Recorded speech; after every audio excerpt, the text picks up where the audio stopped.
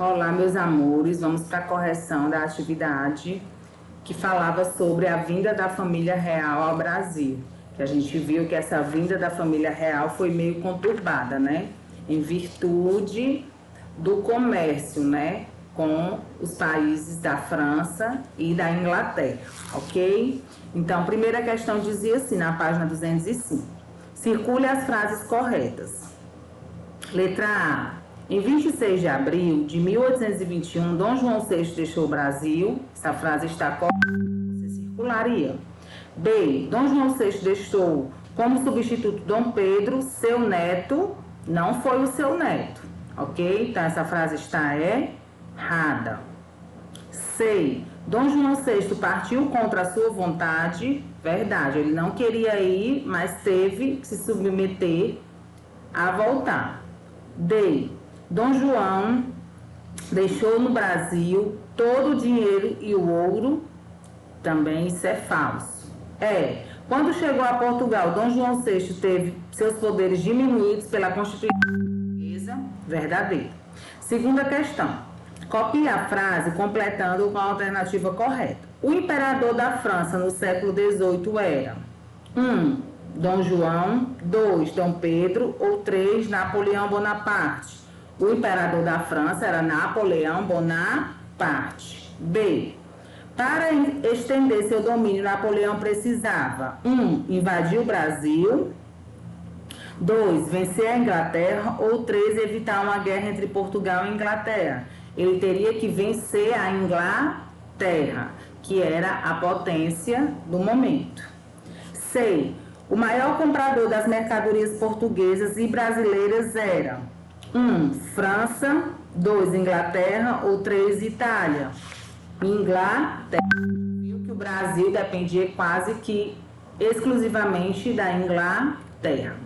Página 206. Faça o que se pede. 1. Leia com atenção. B. Circule as duas palavras que estão trocadas.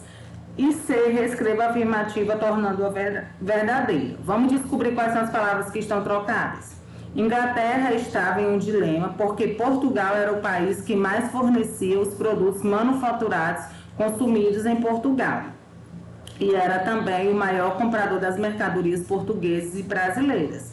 Então, você vai trocar Inglaterra por Portugal, porque a frase deve ficar como? Portugal estava em um dilema, porque Inglaterra era o país que mais fornecia os produtos manufaturados consumidos em Portugal. E era também o maior comprador das mercadorias portuguesas e brasileiras. Quarta questão. Quais foram as medidas tomadas no Rio de Janeiro que trouxeram benefícios para o Brasil? Tinha lá no texto, estava até de amarelo, criação do arquivo militar, imprensa régia, criação do Banco do Brasil, de uma fábrica de pólvora, criação do Jardim Botânico, instalação de escolas médicas, de museu, biblioteca, academia militar. Então, foi muita coisa que da família real melhorou também aqui no Brasil, ok? Quinta questão. Em que ano ocorreram os acontecimentos abaixo? Morte da rainha e coroação de Dom João com o título de Dom João VI. Todos os dois acontecimentos aconteceram em 1818. Página 207. Observe o mapa. A que esse mapa se refere? Esse mapa vai estar representando o bloqueio continental. Quem impôs esse bloqueio? Napoleão Bonaparte. Explique o que era o bloqueio continental.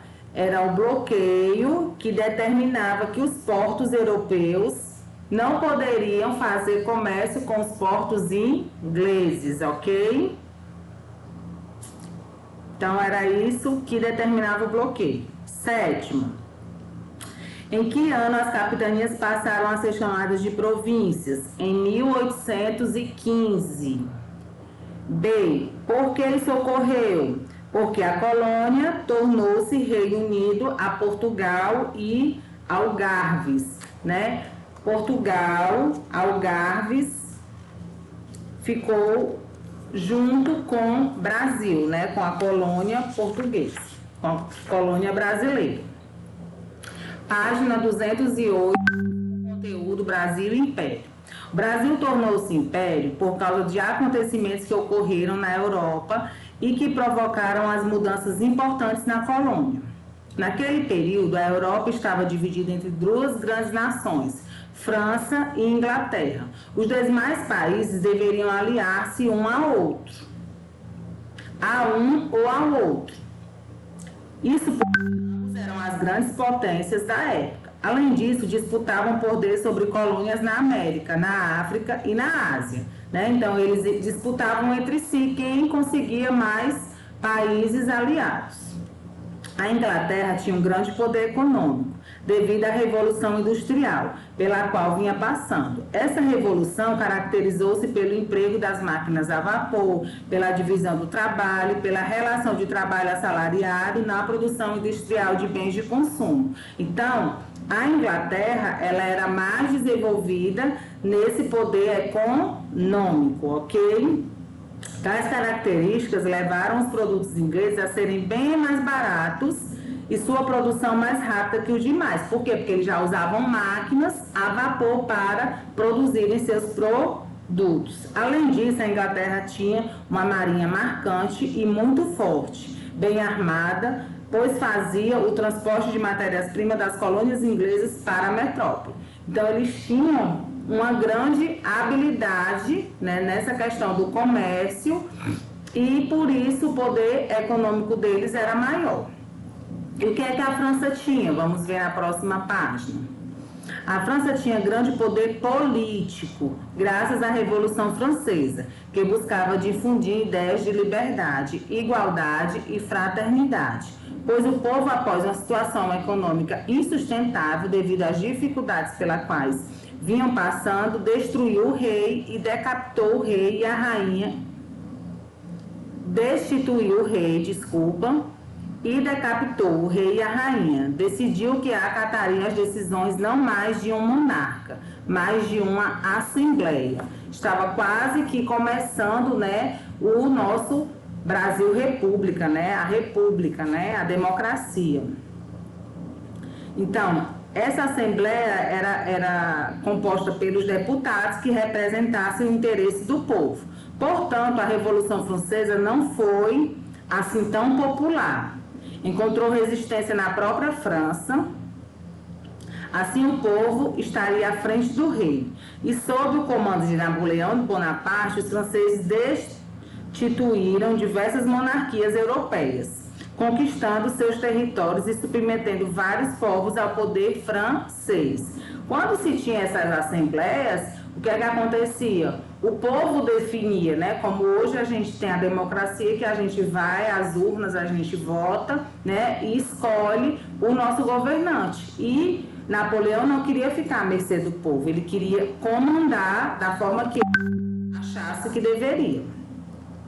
No entanto, Portugal tentou manter uma posição de neutralidade o quanto pôde e durante meses conseguiu, por meio de relações diplomáticas. Então, Portugal conseguiu ficar sem se aliar nem à Inglaterra nem à França, ficou neutro. Mas, no dia 12 de agosto de 1807, a França e sua aliada, a Espanha, impuseram uma decisão de Dom João VI. Até o dia 1º de setembro de 1807, o rei deveria fechar seus portos aos navios ingleses e adotar o bloqueio continental. Assim, impediria a entrada dos produtos ingleses na Europa, bem como havia feito em outros países. Além disso, o rei deveria confiscar propriedades e prender todos os britânicos que morassem em Portugal. Então, dessa vez, né, Napoleão queria que realmente acontecesse esse bloqueio continental com Portugal, que Portugal se aliasse realmente à França. O problema era que Portugal dependia da Inglaterra, como a gente já tinha visto. Então, Dom João, ajudado pela própria Inglaterra, simulou e fingiu o fechamento dos portos aos ingleses, conseguindo adiar a decisão até o dia 20 de outubro de 1807. Tipo, vamos fingir que a gente está acatando, vamos fingir que o porto está fechado para os ingleses, só enganando, entenderam, gente? Na página 210 diz o quê? Mesmo assim, em novembro, um general francês, o Adolphe Junot, que já havia sido embaixador da França em Lisboa, começou a invasão a Portugal. Liderava um exército de 23 mil soldados, famintos, cansados, mal armados e mal treinados, mas que sob seu comando tornou-se uma máquina de guerra contra o exército da Áustria e o da Rússia. Chegaram aos arredores de Lisboa no dia 25 de novembro de 1807. Então, eles já vinham, né, brigando com os outros países para se aliarem a eles. Dias antes, a chuva começou e não cessava. Enquanto a família real preparava a fuga para a colônia, levando consigo 60 mil livros e manuscritos, quadros, pratarias, objetos de artes, móveis.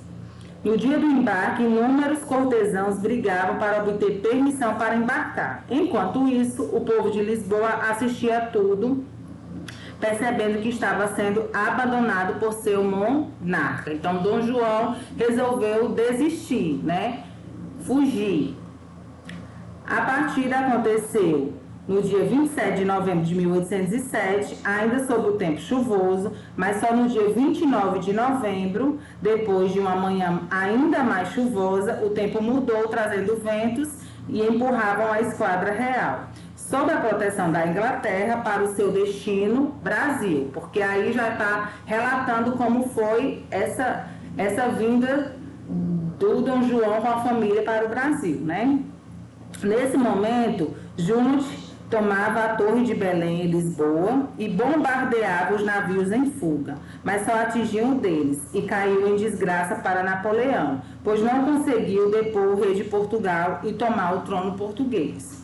A proteção inglesa custou à família real o compromisso de manter os portos brasileiros abertos aos navios ingleses, por meio dos quais seus produtos poderiam ser comercializados e levados para toda a América do Sul.